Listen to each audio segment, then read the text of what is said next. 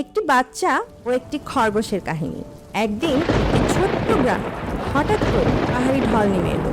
সাথে অনেক বড় বড় পাথর ছিল।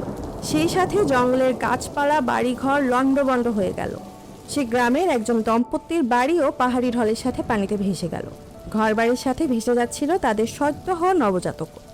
বাচ্চাটির জন্য তার বাবা মা ভেঙে পড়লো এবং আশেপাশে খোঁজাখুঁজি করলো। না পেয়ে তারা কান্নায় জুড়ে পড়লো।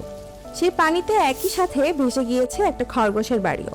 সেও পানির স্রোতের সাথে ভাসতে ভাসতে দেখতে পেল একটি ছোট্ট শিশু কাঠের একটি টুকরোতে ভেসে যাচ্ছিল। আর ওইদিকে শিশুটির বাবা মা শিশুটিকে খুঁজে না পেয়ে দিশেহারা হয়ে পাগল প্রায়। অন্যদিকে খরগোশটি ছোট্ট বাচ্চাটিকে তার সাথে নিয়ে চলল। একটা সুন্দর শুকনো জায়গা খুঁজে পেল।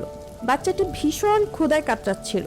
ছোট্ট খরগোশটি বাচ্চাটিকে থামানোর অনেক চেষ্টা করছিল, কিন্তু তাতেও লাভ হচ্ছিল না।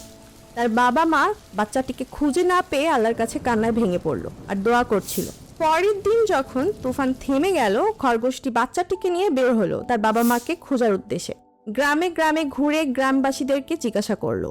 বাচ্চাটির বাবা মা গ্রামবাসীদের কাছ থেকে শুনতে পেল একটি খরগোশ একটি ছোট্ট বাচ্চাকে নিয়ে গ্রামে গ্রামে তার বাবা মাকে খুঁজে বেড়াচ্ছে।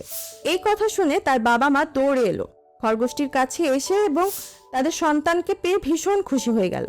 আল্লাহর কাছে শুকরিয়া আদায় করলো। সাথে খরগোশ তার কাছে অনেক কৃতজ্ঞতা জানালো। বাচ্চাটির বাবা মা এবং গ্রামবাসীর কাছে খরগোশটি হিরো হয়ে গেল।